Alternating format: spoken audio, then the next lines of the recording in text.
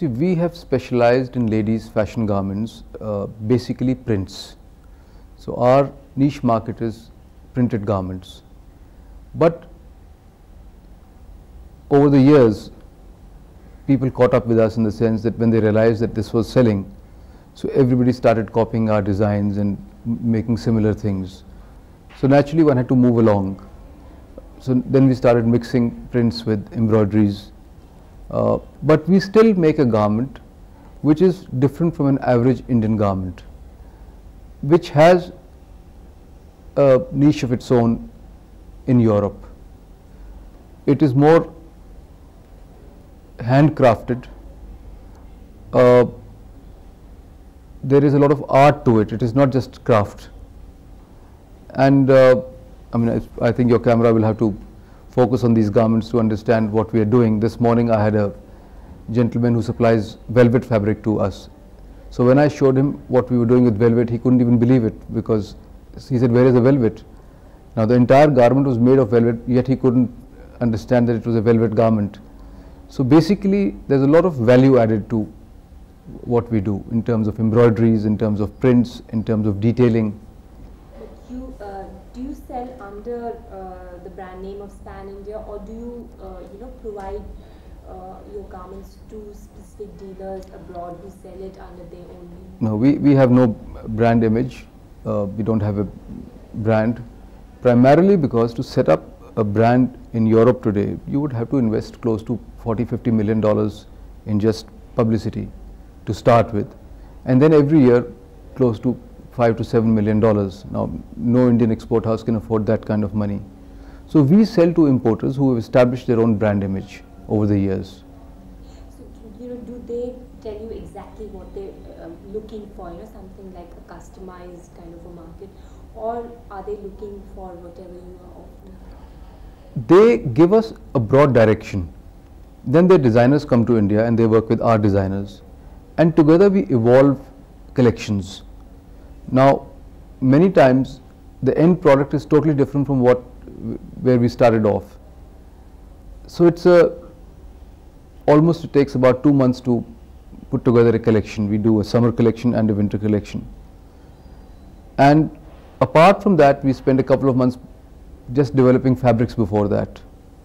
So I would say that it's a effort by their designers as well as our designers, and it's a melange of the two.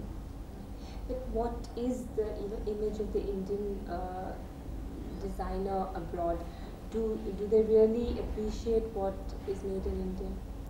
I think there are consumers who appreciate what is made in India, but there is no Indian designer who has any kind of recognition factor abroad.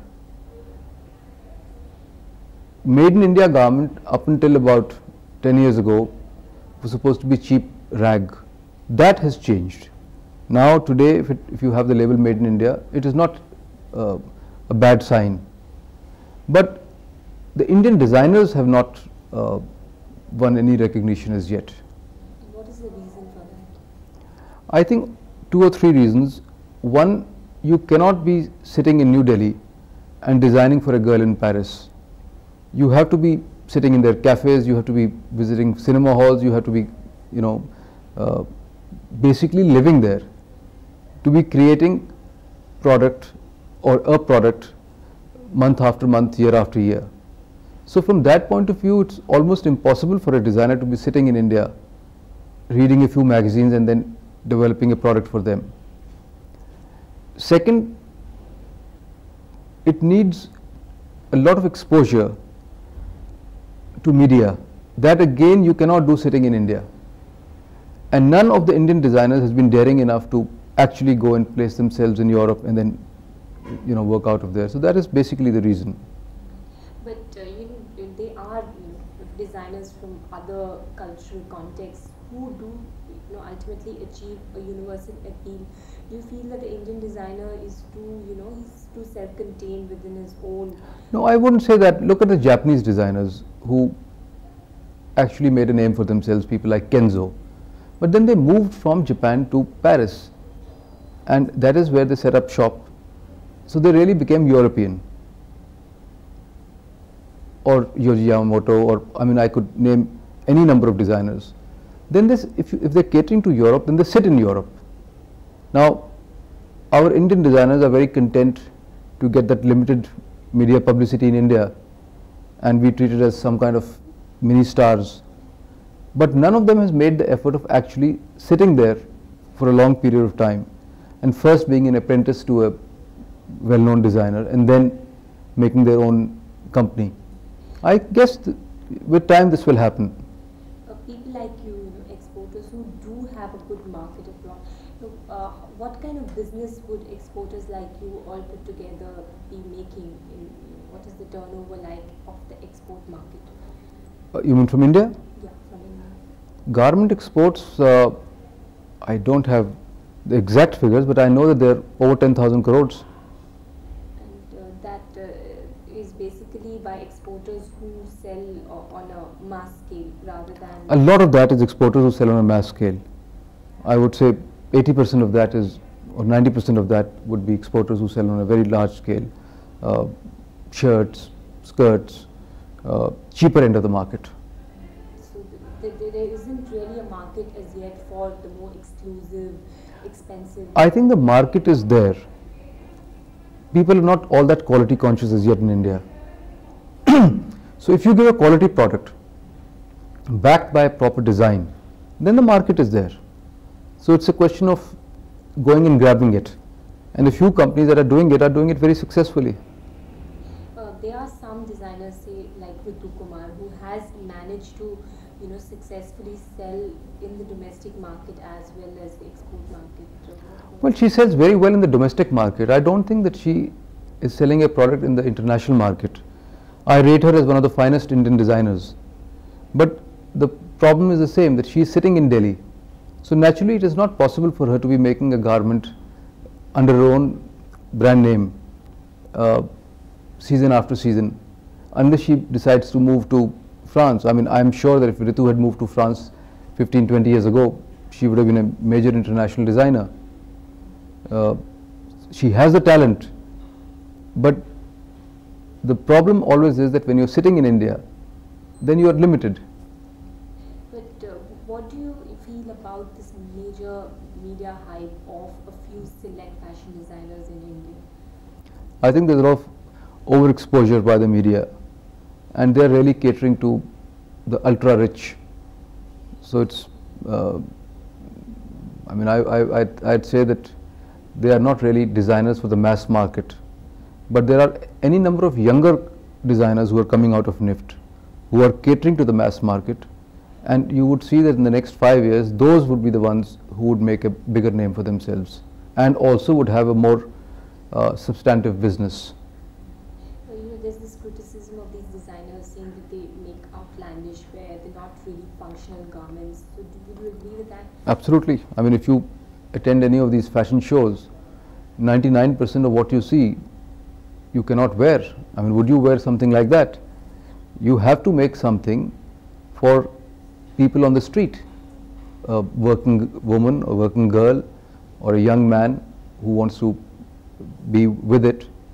But most of these designers are really catering to the ultra rich. That is why you see these very funky clothes. But then how many people can A, afford to buy clothes like that, and secondly, even those who can afford to would not be seen in those clothes. So that is why that market is extremely limited. There has been, all this recent criticism that they're really not genuine. They're complete rip-offs from the Western brands, or even copies from each other. Do you subscribe to that? That is true. Well, that is true. I mean, if you really see the fashion shows abroad, and then you see these fashion shows in India, a lot of those are, rip-offs. But then fashion business has been a rip-off business all along. So I don't blame the Indian designers for that. Even the foreign designers do that. And in terms of pricing, they're ridiculously priced. So what's the logic behind that? Is that because of that creative input that... No, I think the logic is very simple. If a fool is willing to pay that price, why shouldn't they get that money? Looking at it in broader term, when you say that the catering to a very small niche market of the ultra rich, do you feel that clothing the rich and the famous is in a way clothing the entire society, because they form the, the role models, the icons, these actors and actresses who people emulate, and then that fashion trickles down, they're imitations of that, and you have these similar designs at lower levels, in shops, in the footpath shops of the same designs. No, that doesn't happen. You see, the world over, every designer makes a haute couture collection for the rich and the famous, which is always outlandish and basically to shock. That gets them the media publicity. With the media publicity, you build a brand image, and then you make a ready-to-wear collection, which is for people at large. So it has no connection, but you certainly get a lot of publicity when you hold these fashion shows, and this happens the world over. I mean, even if you see what some of the international designers do and what they present, 90% of those garments are not wearable, or like an average person would not wear those garments. But the shock value is so much that the television, the newspapers, everybody covers it. So that way you develop a brand image. But there's also been this criticism that Indian fashion is stagnated. It's not really moving forward. It's stuck with the same similar kind of, the sellable styles that have kind of come into being. Do you agree with that? Indian fashion is stagnated not because of the fashion designers. It's stagnated because there's a lack of good fabrics available. Our mills have not modernized. We are very limited with the fabric availability, and that is why even the export effort today is coming under a lot of strain. Any number of incentives that the government gives is not going to help unless and until we modernize our mills, and unless and until our mills start giving us international quality fabrics. So there you cannot blame the designers. When you talk about fashion, what is India strong in, garments or accessories? What all are we looking at when we talk about fashion? Look, so far Indian garments have done very well, especially handcrafted garments, embroideries, 18 color prints, which are all hand done, and there is still a market for that. The unfortunate thing is that base fabrics are very limited, and now we've been using the same base fabrics for any number of years, so people are bored. A girl on the street, if she buys one Georgette dress which is printed, she'll buy 2, 3, 4, but after 10 years she's bored with it. She wants something new, and that is where we are lacking. We cannot give new fabrics, and unless this changes very quickly, I see very hard times for the garment industry.